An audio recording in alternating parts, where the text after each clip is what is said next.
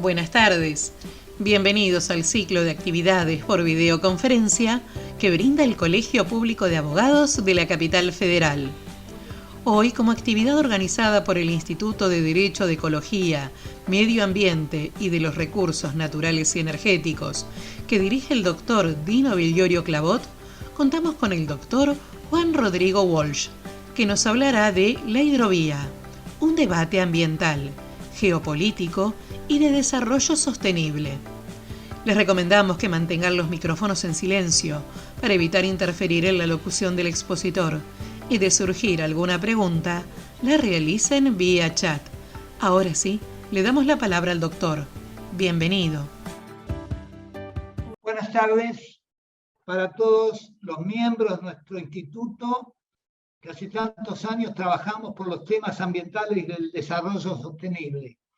Hoy tenemos una grata información para ustedes. Es justamente el debate ambiental, geopolítico y el desarrollo sostenible que va a ser el tema central. Es una iniciativa de uno de nuestros miembros más destacados, el doctor Juan Rodrigo Walsh, que tuvo la amabilidad de ayudarnos y cooperar para que esta reunión de hoy fuera posible. Hemos invitado justamente junto con el doctor Walsh a personalidades muy destacadas para tocar el tema que hoy nos convoca, que son el licenciado Adolfo Utuyán, al cual ya presentaremos oportunamente, y el doctor Javier Valladares.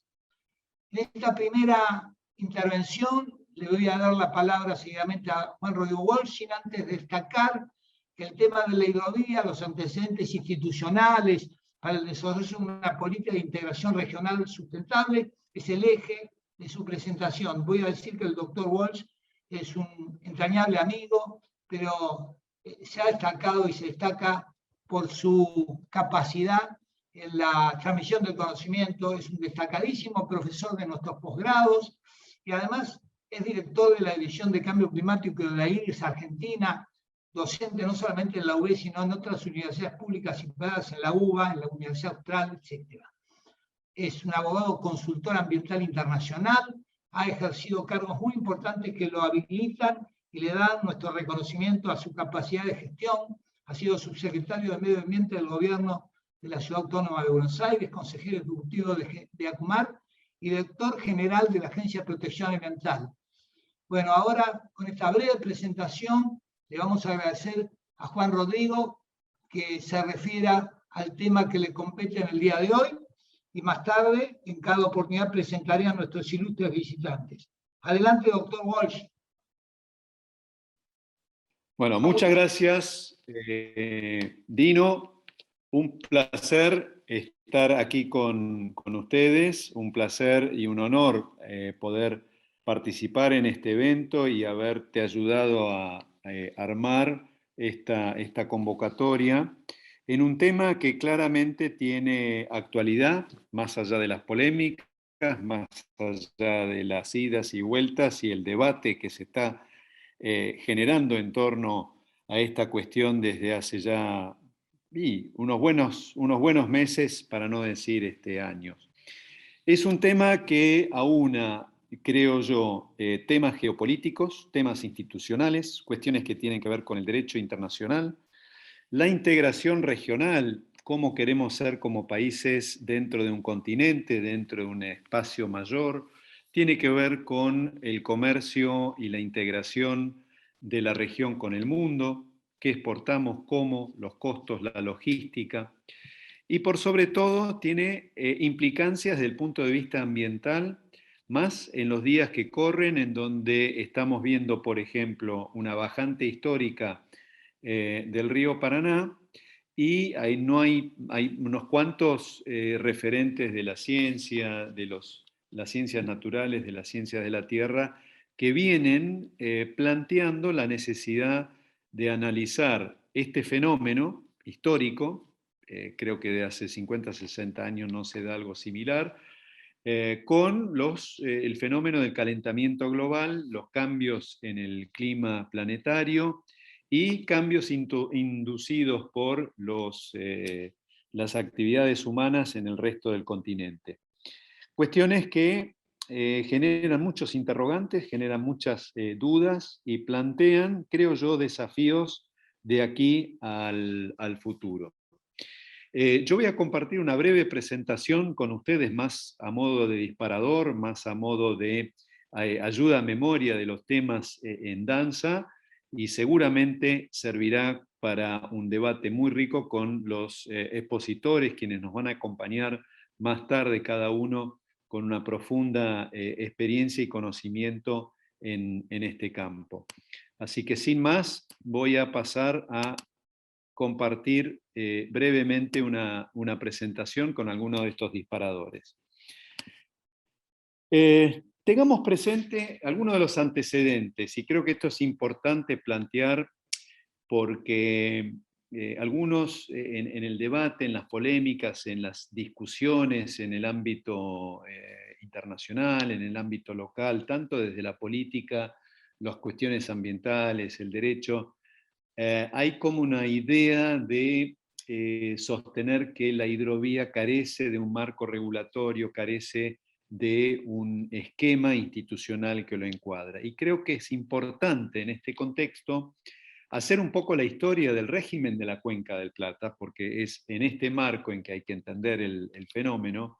Tiene una larga historia de construcción política y diplomática entre los países del Cono Sur, con idas y vueltas a lo largo de muchos años, un tiempo signado quizás por la rivalidad entre Argentina y Brasil, inclusive con momentos de tensión, después con una distensión en esta competencia o en esta disputa, hacia un esquema mucho más colaborativo en los años, por ejemplo, en los cuales se gestó el Mercosur. Recuerdo ese encuentro entre Raúl Alfonsín y Tancredo Neves, allá por los 80, fines de 80 y pico, 85, 86, donde empezaba a gestarse otro marco de cooperación y de esfuerzo conjunto para la región. Pero recordemos, en el año 67 se realiza en Buenos Aires la primera de las reuniones de cancilleres de la Cuenca del Plata, poniendo en marcha este proceso de integración. Se crea un comité intergubernamental coordinador. Un año después, en Santa Cruz de la Sierra, Bolivia, se firma un acta. Con posterioridad a esto, se firma efectivamente el Tratado de la Cuenca del Plata en Brasilia, con la idea de mancomunar esfuerzos con el objeto de promover desarrollo económico y la integración física de la cuenca. O sea, estamos hablando 40 y pico de años, casi 50 años atrás, esta mirada regional. Entra en vigencia el año siguiente, en el año 70, y en el año 71 se crea un marco de financiamiento multilateral con bastante anterioridad a otros esquemas, que es el FONPLATA, como esquema fiduciario para financiar proyectos en este marco de la integración prevista en la Cuenca del Plata. El esquema se consolida unos años después en la reunión de cancilleres, este esquema del FONPLATA. Hoy el FONPLATA, obviamente con un financiamiento mucho más pequeño, otra escala, pero está muy alineado con otros organismos multilaterales similares como la CAF, el Banco Interamericano de Desarrollo, la Corporación Financiera Internacional, y en particular en aquellas líneas de trabajo en lo social y en lo ambiental en particular.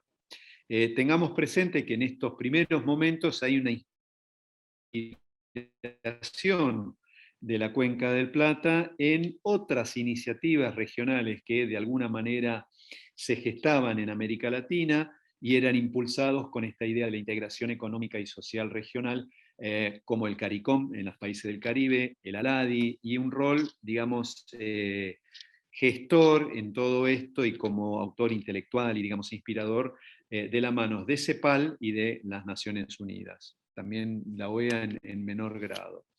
Con respecto a la hidrovía, el marco del Tratado de la Cuenca del Plata, a partir de unos años después de la entrada en vigencia de la cuenca y del FONPLATA, ese convenio, esa comisión intergubernamental, los cancilleres resuelven incorporar como programa de la Cuenca del Plata el programa de hidrovía Paraná-Paraguay. Lo meten claramente inserto dentro del sistema del Tratado de la Cuenca. En el año 87, también en Santa Cruz de la Sierra, se firma un acuerdo, posteriormente ratificado en Las Leñas, en donde se conforma el organismo intergubernamental para la hidrovía Paraná-Paraguay, a los efectos de poner en marcha y darle de alguna manera una estructura al acuerdo de transporte de la hidrovía en ese momento. No es el único acuerdo, esto se complementa con otros acuerdos que vienen de alguna manera a integrar este esquema de derecho de la integración regional. Hay un protocolo sobre seguridad de la navegación, hay un esquema de servicios portuarios, hay un acuerdo de sede del año 2018, y además, dentro de este marco hay que recordar algunas otras esquemas que vienen a complementar este esquema de la Cuenca del Plata, como son el tratado que constituye el COBINAVE, la Comisión para el Binacional para el Alto Bermejo, el marco similar para el Pilcomayo, también el acuerdo con Uruguay, el tratado del Frente Marítimo Común con Uruguay, que van creando organismos dentro de este esquema, sin llegar a decir que la Cuenca del Plata o el Tratado de la Cuenca del Plata es un esquema o un organismo de cuenca, porque no es el caso, es un acuerdo, es un nexo, un complejo de acuerdos y marcos institucionales para gestionar mejor este esquema de integración, que se viene a complementar, por ejemplo, con el Mercosur, posteriormente, o el acuerdo ambiental posterior, el protocolo ambiental, el protocolo de Brasilia, que complementa el acuerdo del Mercosur, sin llegar a generar, digamos, un organismo de cuenca, un organismo administrador con delegación de facultades concretas y específicas hacia este organismo. Este acuerdo de transporte fluvial, que es una derivación, digamos, o consecuencia del acuerdo de la hidrovía, el marco de la Cuenca del Plata, es ratificado por tratado y crea de alguna manera un marco para facilitar la modernización de las operaciones, el acceso a los mercados.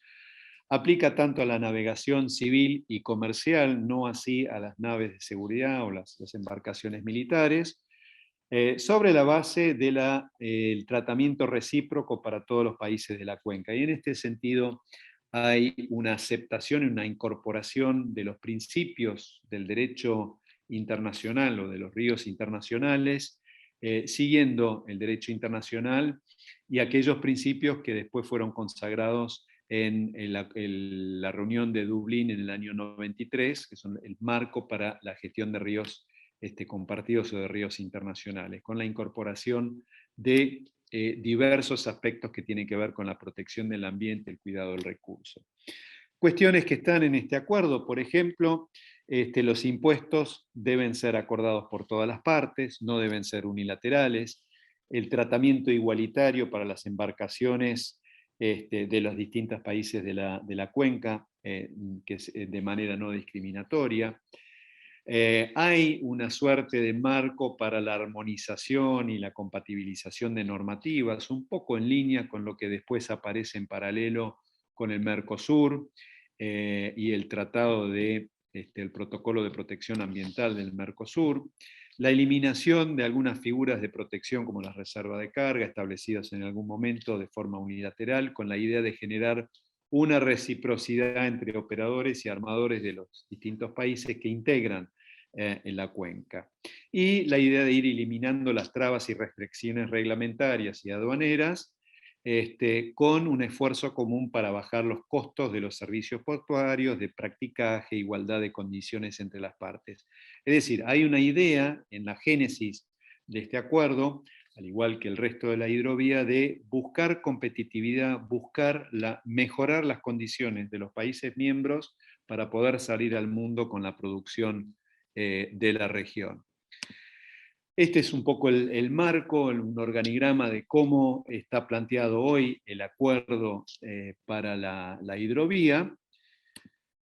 ¿Qué pasa con lo que nos ocupa respecto ya en términos de mantenimiento, obras, emprendimientos, actividades puntuales en lo que es el mantenimiento del sistema de navegación y dragado? Bueno, como decíamos recién, no es que se crea un comité de cuenca internacional con delegación de facultades, a diferencia de lo que ocurre, por ejemplo, en el caso de la Comisión Administradora del Río Uruguay, que tiene una función, digamos, entre ambos países en temas de gestión que tiene que ver con el río Uruguay y la cuenca. En este caso, a pesar de que hubo intentos para consolidar la institucionalidad de la hidrovía, nunca se llegó a la conformación de un organismo supranacional, no hay una delegación de facultades, no hay un organismo de cuenca, y las contrataciones de obras, servicios, tareas y demás quedan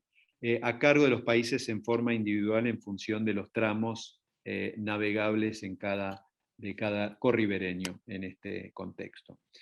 ¿Qué es lo que termina sucediendo? ¿Qué es lo que acontece en función de este marco internacional en donde Argentina de alguna manera se compromete en lo que es el territorio bajo su jurisdicción, el Paraná, dentro del espacio soberano de la Argentina, pone en marcha un proceso para modernizar y para llevar adelante estos compromisos internacionales o de alguna manera avalados por la comunidad de la región, con un esquema de una licitación pública que se convoca en el año 93 para el dragado y el balizamiento en el tramo inferior, mediante un sistema de peaje. Esto después se va reformulando, expandiendo, prorrogando con estos distintos instrumentos a lo largo de por lo menos una década, hasta el 2003, en donde después se renegocia un nuevo contrato, 2009, que es el contrato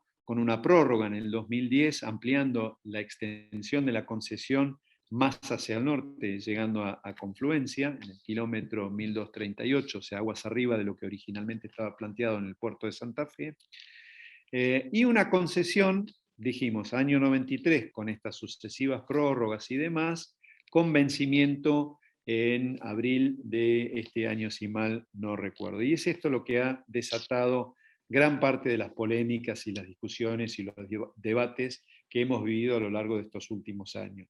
Muchos de los debates, yo creo que con elementos que han ido mucho más allá de estos aspectos jurídicos, institucionales, concretos, yendo hacia cuestiones como la pérdida de la soberanía. Recordemos, estamos hablando de un curso de agua de un río dentro de una cuenca internacional, con lo cual en realidad hay en todo caso un acuerdo en ciertos temas dentro del derecho internacional, siguiendo la lógica del derecho internacional con los países corribereños de la cuenca, que en rigor de verdad es una forma, digamos, jurídica de manejar estas relaciones. Yo no creo que se pueda hablar de pérdida de soberanía en algún término o con alguna figura quizás más romántica del pasado en este contexto. Después, esta licitación ha tenido sus cuestionamientos, sus discusiones, que es lo que desemboca en un poco la situación actual que está viviendo la hidrovía en nuestro país y la discusión legislativa, parlamentaria, reglamentaria y política también.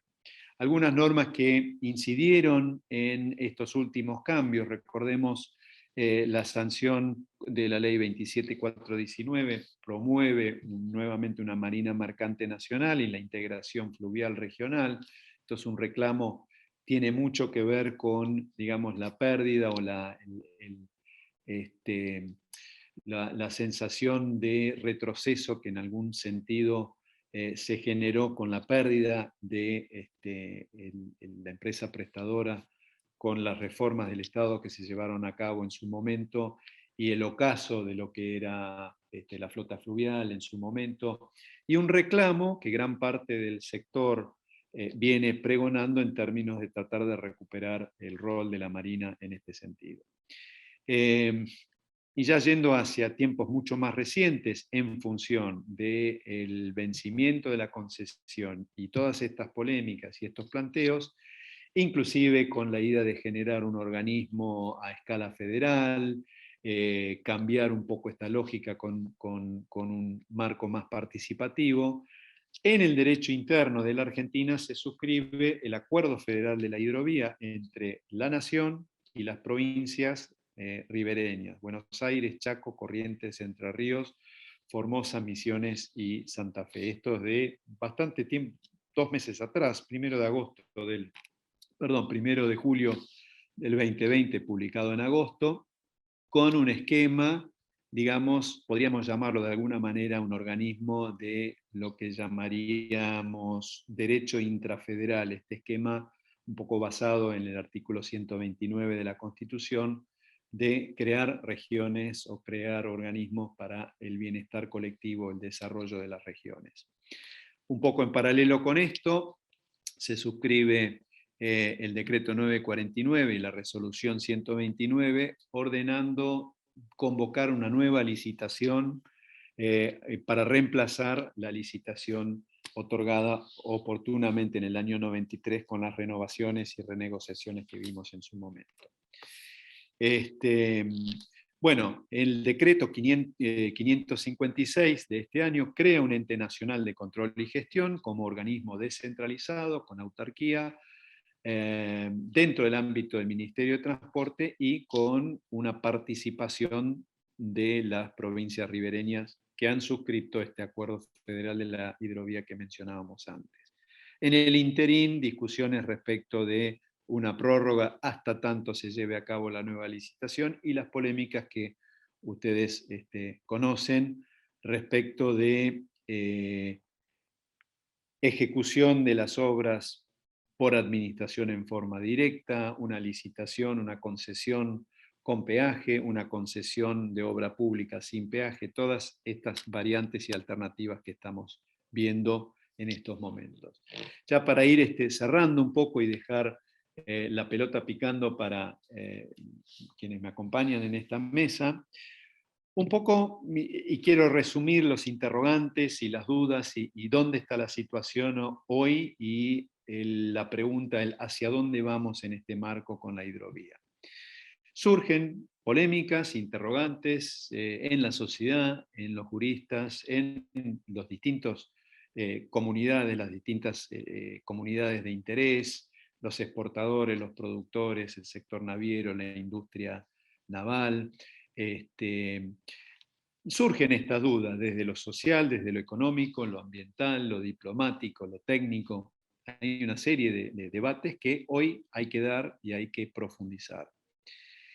Uno en los aspectos técnicos, una pregunta es, bueno, en esto de la hidrovía, ¿hacia dónde vamos en el norte? ¿Terminamos en la confluencia? ¿Qué pasa aguas arriba? ¿Qué pasa hacia Paraguay? ¿Qué pasa hacia Brasil y Bolivia? Hay un error ahí de ortografía en el corrector. Escenarios futuros, me falta una C y hay una doble E, perdón. Estas cosas pasan con el corrector. ¿Qué escenarios futuros en términos de buques, navegación? Seguramente Javier Valladares después va a profundizar en esto. Hay una tendencia en el mundo de ir hacia buques de cada vez mayor porte. ¿Qué implica esto respecto de la hidrovía? ¿Qué desafíos, qué restricciones, qué es lo que puede llegar a significar en términos prácticos, en términos de inversión, de infraestructura? El régimen hidráulico, el sistema de balizamiento, qué se hace con el material dragado, qué pasa con el funcionamiento hidráulico del río, y yo agregaría en eso algo que vamos a mencionar un poco más adelante, qué pasa en escenarios de cambio en la escorrentía y cambios en los caudales del río Paraná o del sistema del Paraná. ¿Y cómo se vincula esto con el sistema de navegación en la Cuenca del Plata? Hay todo un debate, una discusión que también tiene sus bemoles y sus aristas desde el punto de vista de las relaciones internacionales, las relaciones con los países vecinos. En lo ambiental, bueno, yo creo que hay un gran interrogante, una gran pregunta. Yo lo tengo en lo particular, veo que está poco en los debates y en las discusiones desde lo técnico. ¿Qué puede pasar si el cambio climático, si el calentamiento global tiene efectos a largo plazo en el régimen de lluvias en el resto del continente y pasamos de un Paraná de alto caudal a un río con un caudal mucho menor. ¿Es viable en este caso? ¿Qué pasa con la hidrovía? ¿Qué tipo de embarcaciones? ¿Qué puede pasar con la dinámica hidráulica a nivel de la cuenca? Esto es algo, hace poco hubo un evento en la Universidad del Nordeste, algunos especialistas en hidráulica de la Universidad de Santa Fe, colegas que vienen estudiando estos temas hace tiempo, Juan José Neif, un investigador del CONICET, un biólogo radicado en Corrientes, están alertando sobre esta situación y creo que es un tema a considerar. Doctor, ¿qué pasa con las estrategias? Doctor, ya voy cerrando. lo tengo que avisar porque venció su tiempo, por favor. Listo. Gracias. ¿Qué pasa con fenómenos como estrategia de adaptación, la erosión costera, impactos sobre humedales y la biodiversidad? Después, en lo contractual, la discusión respecto a qué camino seguir, cuál es el mejor sistema licitatorio, separar dragado, balizamiento, qué organismo debe estar a cargo del proceso. Estos aspectos institucionales también son importantes. Después, claramente, en lo comercial y en lo institucional surgen dudas como la integración, ventajas competitivas, integración multimodal, qué pasa con el ferrocarril, integrar ferrocarril y hidrovía, y después desde lo institucional el mecanismo de control más adecuado, concesión por régimen de peaje, régimen a riesgo con riesgo empresario o de tipo obra pública. ¿Cómo se integra esta hidrovía con el futuro del Mercosur, por ejemplo? Y el gran interrogante que mencionábamos antes, si hay, digamos, una pérdida de soberanía y control o si esto es un poco un mito en lo colectivo. Dino, mil perdones por haberme pasado un par de minutos el tiempo, pero bueno, espero haya sido útil para la audiencia. Quedo atento a las preguntas. Muchas gracias. Bueno, mucho gusto, muchas gracias, doctor. La verdad que ha sido muy interesante, pero tenemos el tiempo justo y ahora tengo el placer de presentar al licenciado Adolfo Cutuchán, que va a tomar el tema de la hidrovía y la Cuenca del Plata, aspectos geopolíticos. Tengo que decir que el licenciado Cutuchán es licenciado en Geografía, ha cursado estudios entonces de licenciatura en Geografía en la Universidad de Buenos Aires, luego se ha especializado en Economía Regional y Relaciones Internacionales. Se ha desempeñado como Administrador General de Obras Sanitarias de la Provincia de Buenos Aires, subdirector de la Escuela de Defensa Nacional, consultor de la hidrovía Paraguay-Paraná, para Plata, Intal, entre las más relevantes. Y se ha destacado en la función de gerente de financiamiento del SEAMSE, secretario del Consejo de Administración de Entidades Nacionales Aciretá, y actualmente se desempeña como profesor de Geopolítica en la Escuela de Defensa Nacional, profesor de Geopolítica y Geoestrategia en la Escuela Superior de Guerra Conjunta de las Fuerzas Armadas y profesor de Geopolítica en la Escuela de Guerra Naval. Es profesor invitado del Departamento de Geografía de la UBA y además tiene enorme cantidad de publicaciones y artículos sobre los temas sobre los cuales él se va a referir. Le agradecemos mucho, licenciado, y le cedo la palabra. Gracias por estar con nosotros.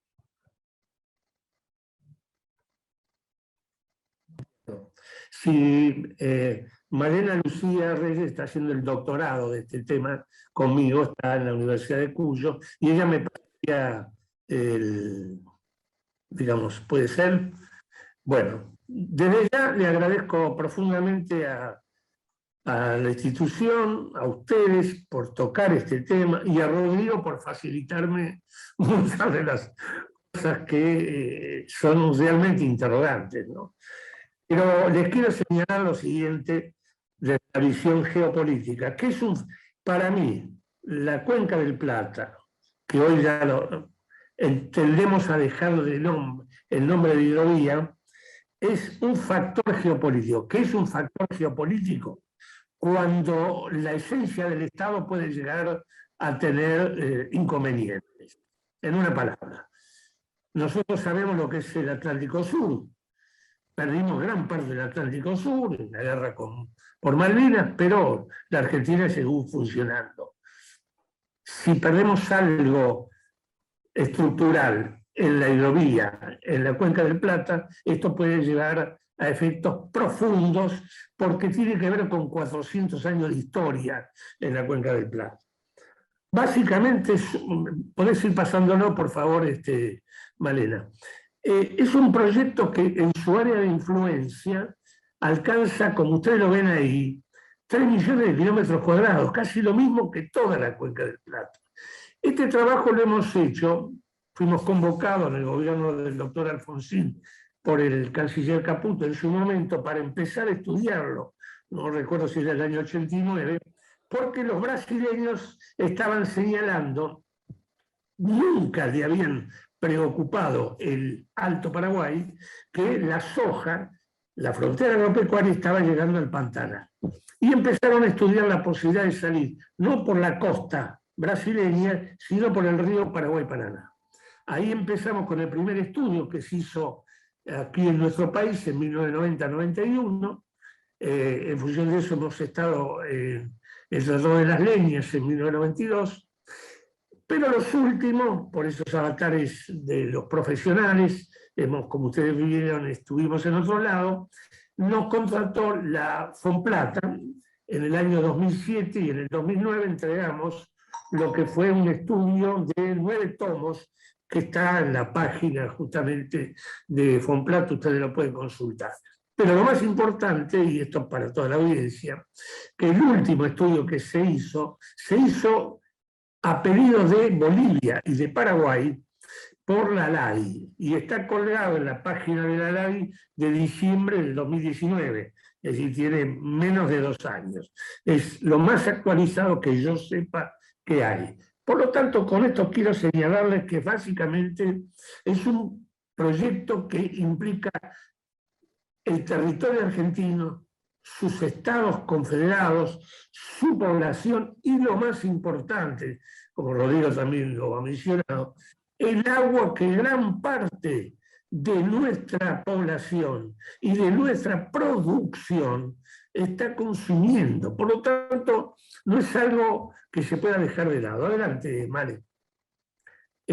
Con esto quiero señalarles que básicamente hoy, como ustedes acá ven, ustedes el área de influencia directa e indirecta y hasta dónde llega, incluso hasta la frontera con Chile, llega a toda el área, digamos, centro-este de Santa Cruz de la Sierra y de Bolivia, todo el Paraguay, toda la región brasileña de centro-oeste, la más pobre desde un punto de vista del PBI brasileño, todo el Paraguay, el 80% del Uruguay y prácticamente, como ustedes ven, gran parte de la República Argentina.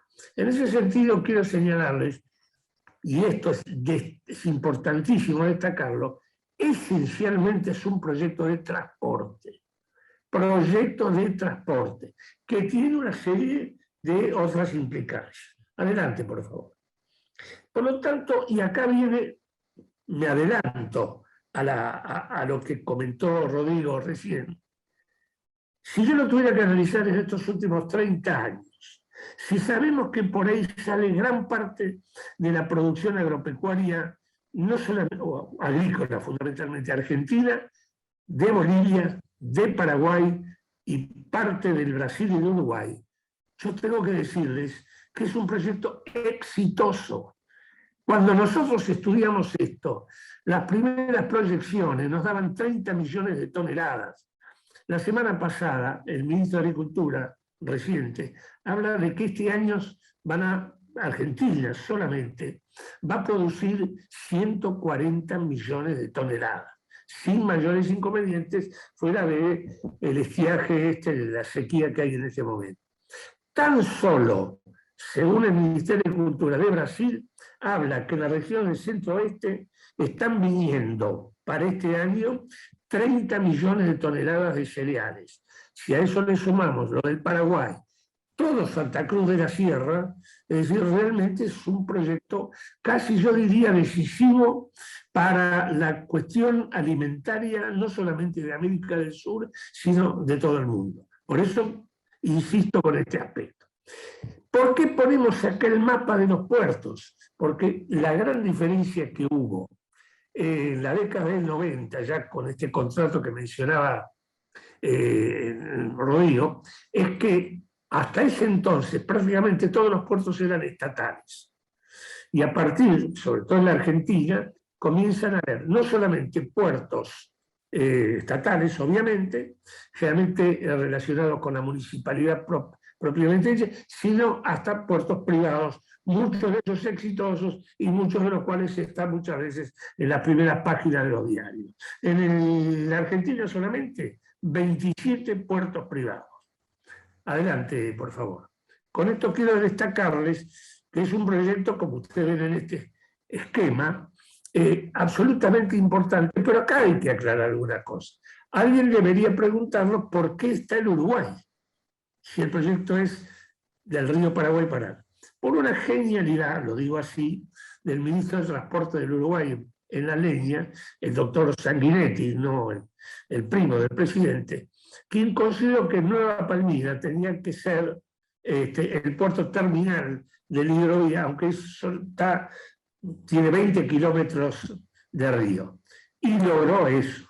Un éxito fenomenal, porque ese puerto hoy se ha transformado en una verdadera ciudad productiva y ahora se está expandiendo hacia el norte del Uruguay, sobre la margen del río Uruguay.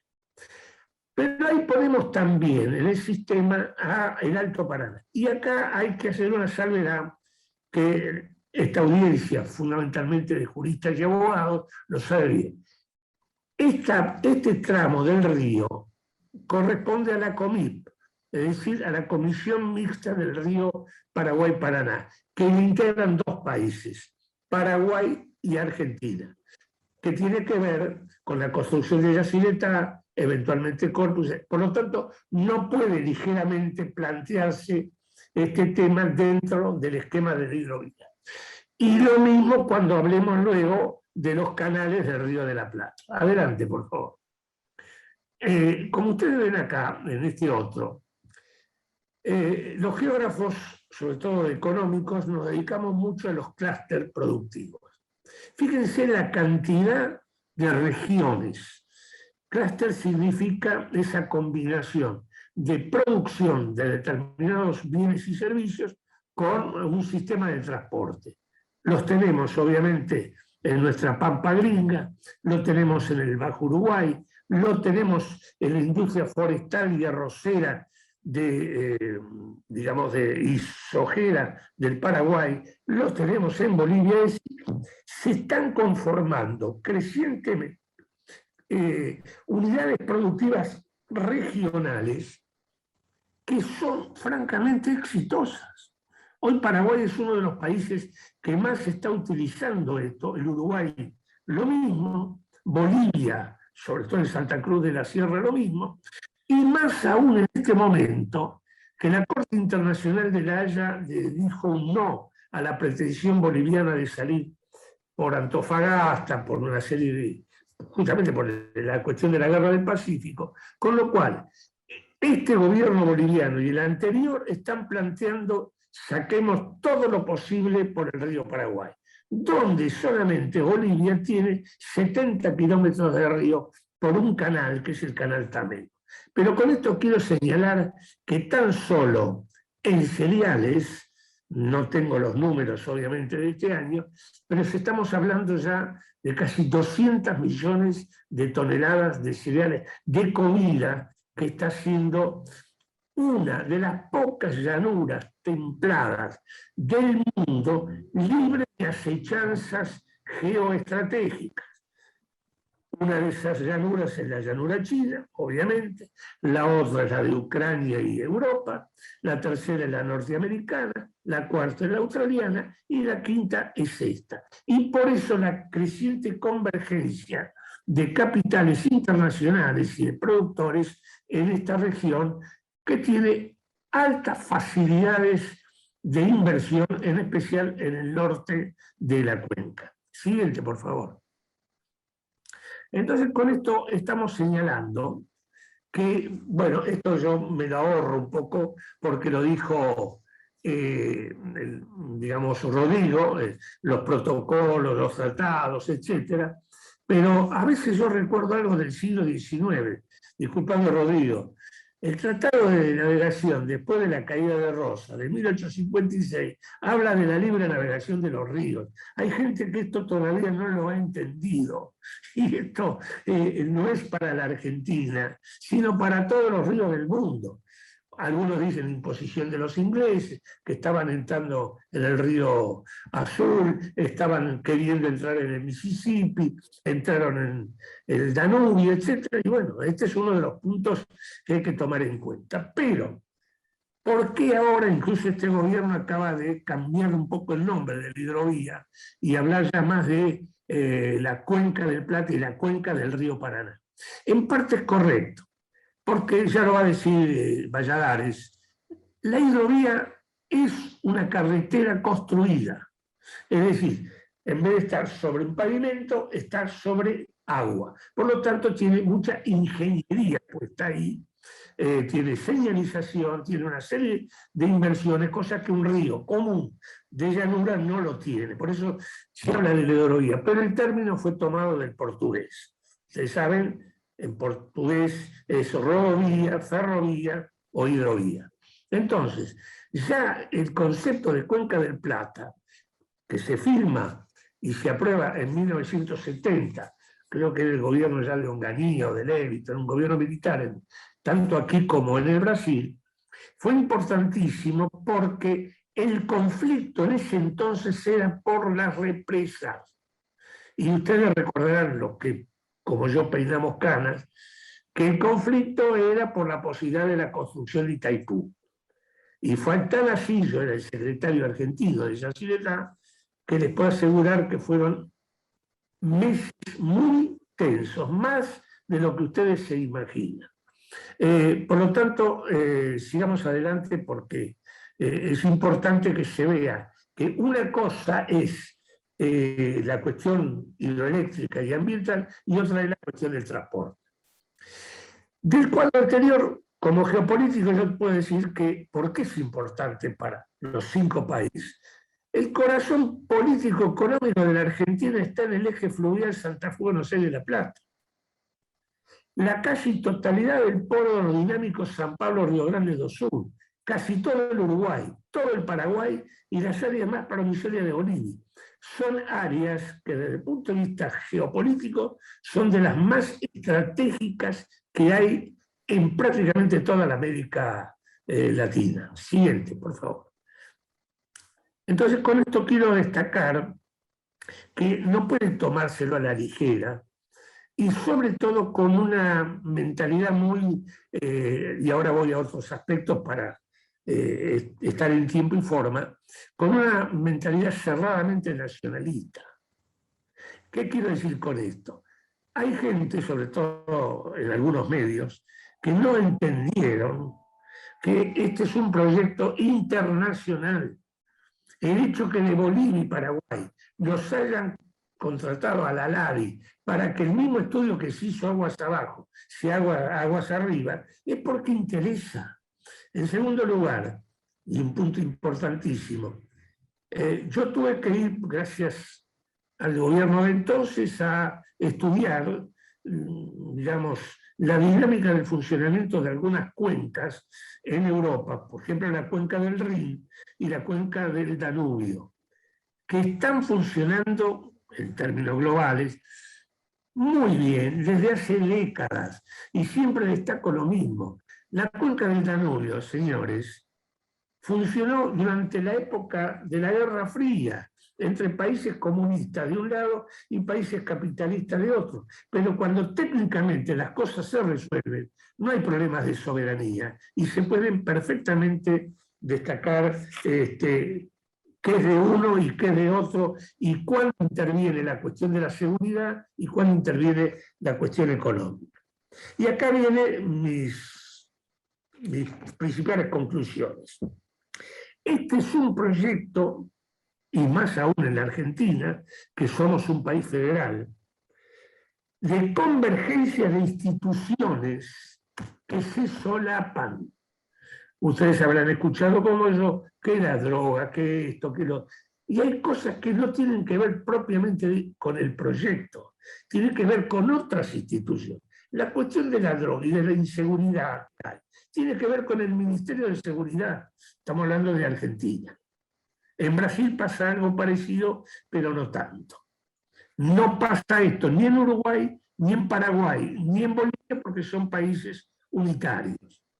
En segundo lugar, la cuestión ambiental es sumamente compleja, pero yo le recuerdo, como geógrafo lo digo, el estado de las artes. En los 90, la cuestión ambiental prácticamente no cotizaba en bolsa. Nuestra primera ley ambiental, creo yo, que es del año, la ley de estudio de impacto ambiental del 95-96. Y gracias a eso los consultores hemos trabajado bastante, pero recién ahora se está viendo esto. Pero también debo destacar algo. Lo que sí siempre se tuvo en cuenta por parte del ingeniero, es decir, los que desarrollaron esto, y los diplomáticos, es el monitoreo de la cuenca. El monitoreo, porque es como la cuestión de la calidad del agua es algo muy importante, sobre todo en un recurso natural compartido como es el río Paraná o el río Paraguay, lamentablemente eso no está funcionando. En nuestro país, quien estaba a cargo de INA, y bueno, no tuvo mayormente, digamos, injerencia últimamente, salvo que en estos últimos meses yo no esté enterado y se ha avanzado algo. Pero dada la relación que hay en este momento con Brasil, con Uruguay, con Paraguay, dificulto que haya otras cuestiones. El proyecto, como ustedes vieron, ya es un proyecto internacional y es federal. Gracias a Dios es federal, porque es cierto que fue contratado por primera vez en el año 95 y se prorrogó, etc. Pero el grueso del aporte que a través del peaje se hacía quedaba en las arcas nacionales y virtualmente muchas de las provincias la veían pasar, como se dice comúnmente. Por eso yo insisto absolutamente en que también es importantísimo acá el monitoreo y el control de esto, porque se puede hacer de una manera técnicamente perfecta ahora a través del monitoreo satelital, como ya Alemania lo está haciendo desde hace, por lo que yo conozco, 20 años. En una palabra, y respondiendo un poco a uno de los interrogantes que dio Rodrigo, se está estudiando por parte de la Administración General de Puertos ahora y a través del nuevo ente creado con participación federal, una prórroga que creo que va a vencer este lunes y se la pasa para el otro lunes, de unos 8 meses o 9. Yo iba a decir, por lo que me comentó un pajarito, acá tendría que decir, me lo comentó un surubí, bueno, me dijeron que en 8 o 9 meses, estamos en la Argentina, reitero, se va a hacer la licitación futura que va a llegar al 2030. Es decir, ya serán 8 años, que no es gran cosa. No es gran cosa, 8 años para una buena oferta a las grandes empresas no les satisface del todo. Lo que hay que lograr aquí es la mejora de la navegación por un hecho elemental, que los norteamericanos lo están haciendo en el Mississippi de hace más de 20 años, que es la navegación a través de sistemas satelitales, de cartas satelitales, con lo cual el navegante puede trabajar de noche. Hoy, de noche, no se navega. Si yo pudiera navegar de noche, aunque sea el Paraná, aunque sea de Santa Fe del Sur, gano prácticamente el doble de tiempo. Por lo tanto, bajo los costos de una manera más que notable. Pero y acá le tiro el juguete a los abogados y juristas.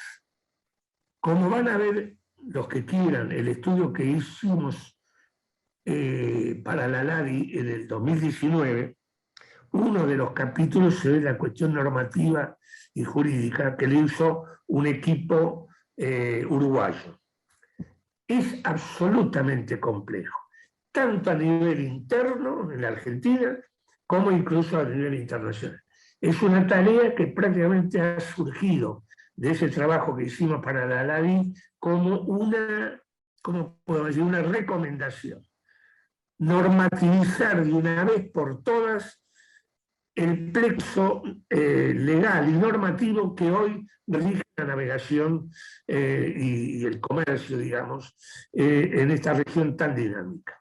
Porque como ustedes ven en las fechas, se han hecho, digamos, intervenciones sobre lo que es la navegación ya desde el año 72 del Santa Cruz de la Sierra, luego del año 60, luego con la construcción, o mejor dicho, con el surgimiento del Mercosur en 1991. Es decir, permanentemente hay una serie de mezclas donde realmente el abogado de alguna de estas empresas, cuando tiene que definir una tarea un poco compleja, les puedo asegurar que ya no tiene 2 bibliotecas para consultar, a veces tiene 5 bibliotecas para consultar. Y por último termino algo que lo vi ahí muy bien señalado por Rodrigo, lo de reserva de cargas. Bueno, en este momento el problema que hay uno de los países, no somos nosotros, que no lleva a cabo esa reserva de cargas.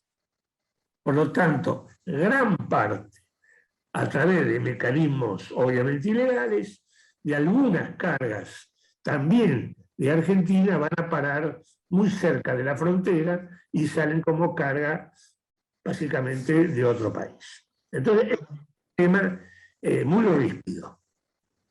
Y contestando una pregunta de Rodrigo, en este momento la última información que me dio el Surubí es que la bandera argentina está navegando el 3 al 4% de la carga. Estamos hablando de más de 100 millones de toneladas. Es impresionante.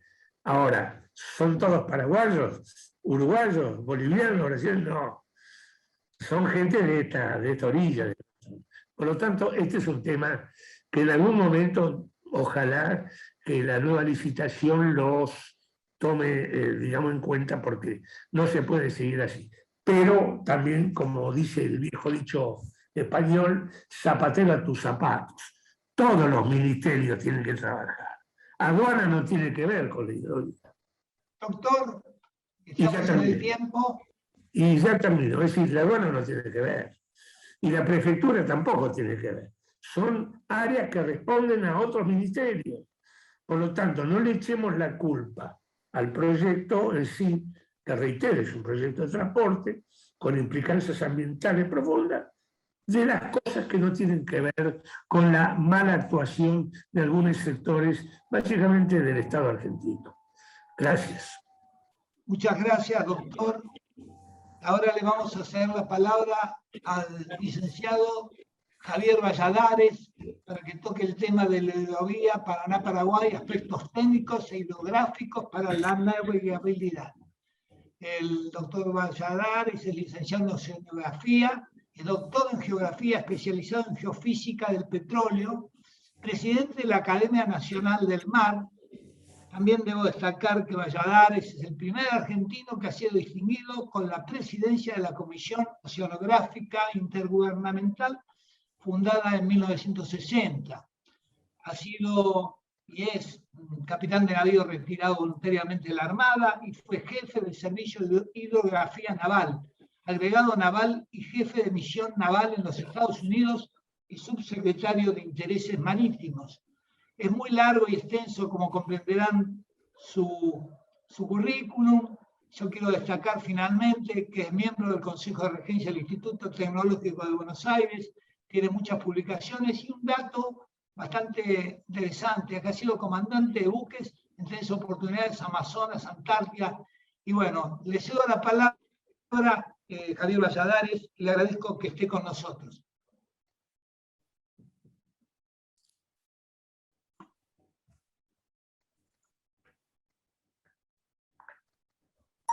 Bueno, muchísimas gracias, doctor Clavot, muy amable. Es un placer acompañarlos a ustedes en este evento. Espero que poder acompañar la misma calidad de las 2 presentaciones precedentes. La presentación mía la van a ver superpuesta sobre mi imagen, así que si hacen clic sobre mi propia imagen van a ir viendo la presentación a medida que vaya avanzando. ¿Lo pueden ver en este momento? Yo no voy a hacer hincapié en ningún punto específico. Sé que estoy en un ambiente de abogados, así que voy a tratar de obviar rápidamente lo muy bien expuesto por Juan Walsh previamente y la parte política también desarrollada por el licenciado Kutugian. Yo les voy a contar un poquito la parte náutica, marina, de la problemática que tiene esta hidrovía y de por qué tenemos que pensarla en forma sistémica. Así que le agradezco mucho al Colegio Público de Abogados la convocatoria y al Instituto de Derecho Ecológico de Medio Ambiente y de Recursos Naturales y Energéticos. Esta charla muy parecida ya la he dado en otros ámbitos de instituciones, colegas y amigas, así que si alguien ya me escuchó, lo invito a detectar las diferencias que uno siempre va agregando en este tipo de presentaciones. Somos un país marítimo y tenemos que pensarlo así. Este es un mapa del IGN en el cual, como ustedes bien saben, es arbitrario poner el norte arriba o abajo. A mí me gusta mucho esta presentación con el sur arriba, porque nos muestra realmente como una gran península en un hemisferio oceánico, en el cual tenemos que pensar que estamos en el extremo de cualquier línea marítima comercial y que tenemos que pensar que nuestro desarrollo va directamente asociado a esa capacidad de comercio y de actividad marítima que tiene que tener el país. Obviamente, ¿cuál es la boca central de salida de la buena parte de nuestra actividad? La Cuenca del Plata. ¿Por qué? Porque es donde tenemos la masa de nuestra población, las principales zonas de desarrollo de agricultura, y tenemos esta bondad que nos ha dado la naturaleza de tener los ríos Paraná, Paraguay y Uruguay que desembocan en el Río del Plata y nos permiten la navegabilidad desde el interior del continente. Esta es una foto maravillosa que NASA justo pudo tomar un día sin nubes, donde se ve la boca del Río de la Plata, prácticamente todo el Río de la Plata, la bahía de San Borondón, el delta, y se puede ver claramente cómo continúa el Uruguay y el Paraná barajando la costa entrerriana. Es una presentación que van a ver, está básicamente enfocada como un ejercicio de planificación estratégica, para que juntos, ciudadanos de muy diferente formación, podamos converger en una idea en la cual nos ayude a pensar el país deseado, o al menos el objetivo deseado en una temática específica, que en este caso es la navegación en la cuenca o en la vía fluvial. No quiero abrir temas de debate, no quiero entrar en polémicas políticas, pero tengamos siempre presente cuando analicemos cada uno de los puntos que vamos a ir sobrevolando, el para qué se hacen las cosas. Muchas veces nos embanderamos en apasionados debates cuando después de un ratito de debatirlos nos damos cuenta de para qué estamos hablando, de qué magnitud de problema estamos hablando. Así que miremos un poco cuál es el problema. El problema básicamente es que recientemente ha habido múltiples artículos que hablaban de lo que es, como bien lo discriminó Juan Walsh, el tema de la diferencia entre lo que es una hidrovía o lo que es un sistema de navegación troncal. Estamos hablando de ríos que convergen y que permiten la navegabilidad. En el Río de la Plata, ustedes pueden ver esta carta, hay muchos canales, no hay un único canal. Como ustedes pueden ver en colores, tienen el canal Martín García, el Emilio Mitre, el intermedio, el de acceso al puerto de Buenos Aires, el acceso al puerto de La Plata, el conocido canal Punta Indio y el ahora proyectado canal Magdalena, que ha generado mucha atracción últimamente en los medios de prensa. ¿Cómo era antiguamente la vía? Hay cartas que presentan ya el área fluvial nuestra desde los años 1600, con Juan Guzmán. En el 1700 ya empezaron a poner el norte arriba y aparecen algunas más parecidas a lo que es nuestra realidad. Pero si nos ponemos más cerca, podemos ver esta excelente imagen de lo que es esta maravillosa vía fluvial que integra Bolivia, Paraguay, Argentina, Brasil y Uruguay, como bien dijeron, con varias cuencas que son de los ríos que tienen los nombres homónimos a los que acabamos de mencionar. Entonces, es un sistema complejo, es un sistema que no es de simple análisis. ¿Por qué? Bueno, ya en las cartas antiguas el Río de la Plata tenía un acceso claramente del norte, barajando la costa uruguaya. Eso no es un accidente, es porque el tráfico venía del norte. Del sur no llegaron los primeros embarcaciones, llegaban del norte y barajaron la costa uruguaya para acceder al interior. Ustedes lo pueden ver en cartas, hay una carta de 1875 famosa de un prestigiosísimo hidrógrafo que fue Ollarvide, y que muestra en esa época, con barquitos incluso, cómo la navegación se hacía por canales y barajando básicamente la costa uruguaya hasta llegar a los dos lugares principales de nuestra costa, ya argentina, que fueron los dos lugares náuticamente más aptos para la llegada de los buques o el desembarco o embarco en nuestra costa, que eran la Ensenada de Barragán, hoy La Plata, y el Riachuelo propiamente dicho, hoy más asociado a lo que es el puerto de la ciudad de Buenos Aires. En los lugares náuticamente más importantes se habían puesto pontones. Todavía existe el pontón recalada, obviamente cuando un marino dice recalar, es pasar de la navegación de altura en el mar a una navegación costera o en zona de aguas restringidas, como puede ser un canal, entonces recala, y eso está hoy en día un pontón operado por nuestra prefectura frente a la ciudad de Montevideo, pontón recalada. Hubo también un pontón intersección frente a la ciudad de La Plata, donde se hacían a veces cambios de prácticos, pero intersección no existe más. Hay un montón de hechos que yo describo muy rápido, que fue muy buena y muy clara la descripción que le hizo Juan, así que no los voy a repetir, pero sepan que hay un conjunto de tratados que nos llevan a pensar de que estamos hablando de una zona extremadamente compleja y que no es exclusivamente de un río. Tenemos un tratado del Río de la Plata y su frente marítimo muy interesante, que podríamos hablar una larga charla sobre el mismo, y después tenemos una concesión que unilateralmente hizo Argentina para la modernización, ampliación, operación y mantenimiento del sistema de señalización y tareas de dragado de la vía navegable, que le ocurrió en 1995. Esa concesión tuvo una extensión de tiempo de concesión para la operación del mismo, hasta el 2021, y una extensión espacial llevándolo lo que antes era simplemente hasta la altura de Santa Fe, llevándolo hasta Confluencia, que es donde se confluye en el río Paraná con el río Paraguay. A esto generalmente se lo llamó el sistema de navegación troncal. Hoy en día, desde el 11 de septiembre, está administrado por AGP. Terminó la privatización que existía sobre básicamente dos firmas, una firma dragadora, Jan de Null, y una firma balizadora, EMEPA, que conformaron lo que se llamaba Hidrovía Sociedad Anónima y que genera mucha confusión al momento de hablar del tema, porque se llamaba Hidrovía Sociedad Anónima a la empresa que mantenía el sistema de navegación troncal en una parte de esta hidrovía, porque no era en todas partes, era en la parte concesionada por Argentina. Esta carta que ustedes pueden ver acá como antecedente es la carta del Frente Marítimo, que ya les digo tiene un interesante matices para analizar, pero lo dejamos para una futura charla. Náuticamente, ¿cuáles son los problemas que tenemos nosotros por delante y que cada uno de ellos aparejan una problemática ambiental que bueno, espero poder despertarla en ustedes?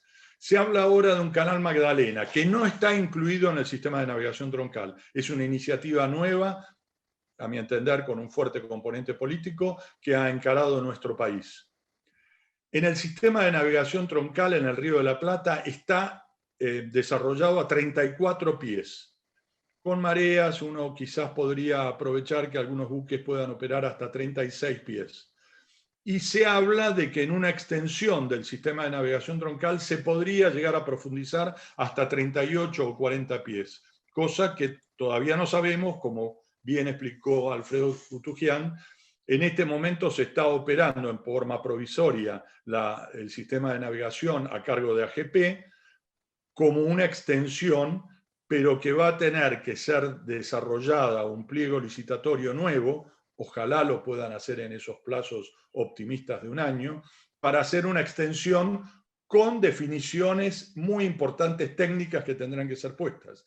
¿Cuál va a ser el calado? ¿Va a ser un calado homogéneo hasta Santa Fe, hasta Rosario? ¿Dónde va a haber escalones con cambios de profundidad? ¿Cuáles van a ser los buques de diseño? ¿Va a haber zonas de cruce? ¿No las habrá? Náuticamente es un montón de ingredientes que hay que acompañar, no solamente los comerciales del peaje. El sistema de navegación troncal, los 34 pies, estaban hechos a planos de referencia que acompañaban las distintas zonas de navegación en esta hidrovía, en esta vía navegable. El problema es que hoy en día estamos con una bajante extraordinaria, solamente comparable con una de mediados del siglo XX, en el 44, que el río bajó casi 2,47 metros abajo del cero en el cual... El río normalmente tiene ceros determinados y una altura que estaba siempre 2,47 metros arriba de ese cero. Hoy en día el río está en cero.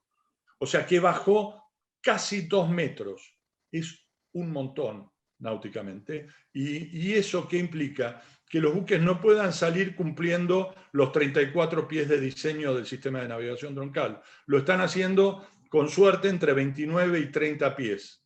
Eso que genera que los buques no se completan hoy en día en la zona de Rosafé. Eso comercialmente es muchísima plata.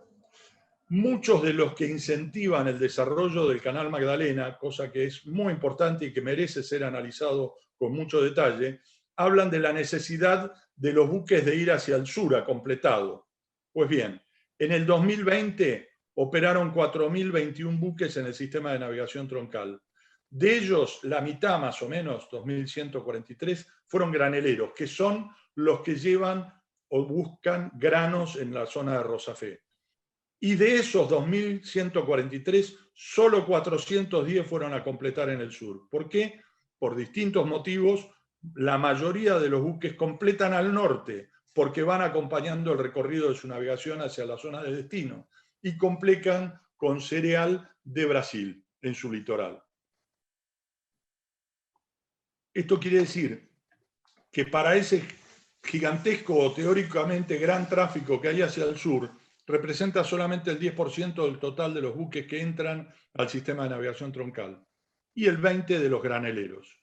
En el 2021, aún con la sequía extrema que hay, los valores están casi iguales. Un 11% van al sur, 22% de los graneleros. O sea, cuando uno quiere analizar y justificar alguna obra, tiene que saber el porqué. El Canal Magdalena y el Punta Indio, que son los dos canales que estarían en debate, el Punta Indio, que es el actual que opera y que desemboca en Montevideo, y el Magdalena, que iría hacia el sur, deberían tener la misma profundidad, porque si tienen distinta profundidad, habría en algún lugar un escalón náutico. Hoy en día se está planificando en 36 pies el Magdalena, que sería parecido a lo que podrían ser los 34 actuales del sistema de navegación troncal, más un apoyo de marea. En algún momento se llegó a hablar de 47 pies. Acá también los quiero llamar a ustedes, no los quiero complicar con cambios de unidades de pies a metros, simplemente retengan números. En 47 pies no tenemos ningún puerto capaz de recibir eso. ¿Qué sentido tiene hacer un canal más profundo de la capacidad portuaria de recepción? Ese es un desafío al pensamiento. Entonces, cuando uno planifica un desarrollo de un sistema de navegación troncal, tiene que integrar lo que es la gestión de ese sistema de navegación. ¿Qué tipo de buque van a navegarlo? ¿Cómo voy a controlar el peaje? ¿Voy a cobrar con el mismo modelo de peaje a los graneleros que a los buques portacontenedores, que son casi la mitad de los que están entrando al sistema de navegación troncal? ¿Qué tipo de servicios náuticos voy a ofrecer en cada lugar? El buque cuando llega generalmente fondea en espera de entrada a puerto. Hoy en día ese fondeo se hace frente a Montevideo y no por un requerimiento uruguayo, por un requerimiento náutico de esperar el turno para tomar puerto. Ese beneficio que tiene hoy en día el Uruguay le permite brindar un montón de servicios de lancha de practicaje, de reparaciones para buques, un montón de servicios que ocurren hoy en día desde Montevideo. no tenemos una localidad náutica tan desarrollada del lado del Canal Magdalena como para poder ofrecer esa contraprestación en el caso que los buques pretendan entrar por el futuro Canal Magdalena y fondear en espera para el acceso, independientemente de las cualidades náuticas de uno u otro fondeadero, que las podríamos desarrollar también con más detalle.